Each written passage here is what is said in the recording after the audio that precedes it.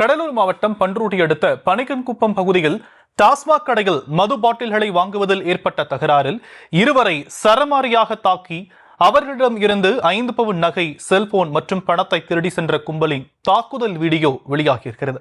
விவரங்களை செய்தியாளர் தர்மராஜா வழங்க நாம் கேட்கலாம். தர்மராஜா, அங்கு என்ன நடந்தது? வணக்கம். கடலூர் மாவட்டம் பன்ருட்டி அடுத்த பனிக்கன்குப்பம் பகுதியில் 2454 எண் கொண்ட அரசு டாஸ்மாக் கடை இயங்கி வருகிறது.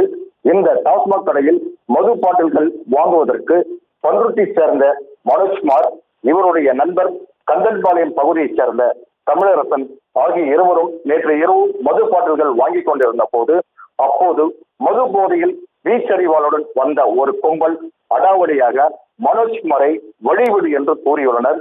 இதை கவனிக்காமல் மது பாட்டில்கள் வாங்கி கொண்டிருந்த போது ஆத்திரமடைந்த போதை கும்பல் மனோஜ்குமாரை சரமாரியாக தாக்கி மது பாட்டிலால் அடித்தும் வீச்சறிவாளால் தாக்கியுள்ளனர்.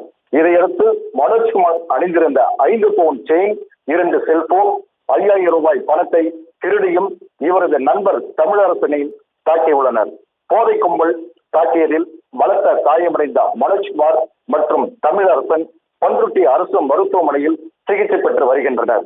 வீச்சறிவால் கொண்டு கொலைவெறி தாக்கிய கும்பல் தங்க செயின், செல்போன் மற்றும் பணத்தை பறித்துக் கொண்டு கொலைவெறி தாக்குதல் நடத்திய வீடியோ தற்போது சமூக வலைதளங்களில் வைரலாகி அதிர்ச்சி ஏற்படுத்தியுள்ளது. இந்த சம்பவம் டாஸ்மாக் கடை எதிரில் கொலைவெறி சம்பவம் நடந்திருக்கிறது.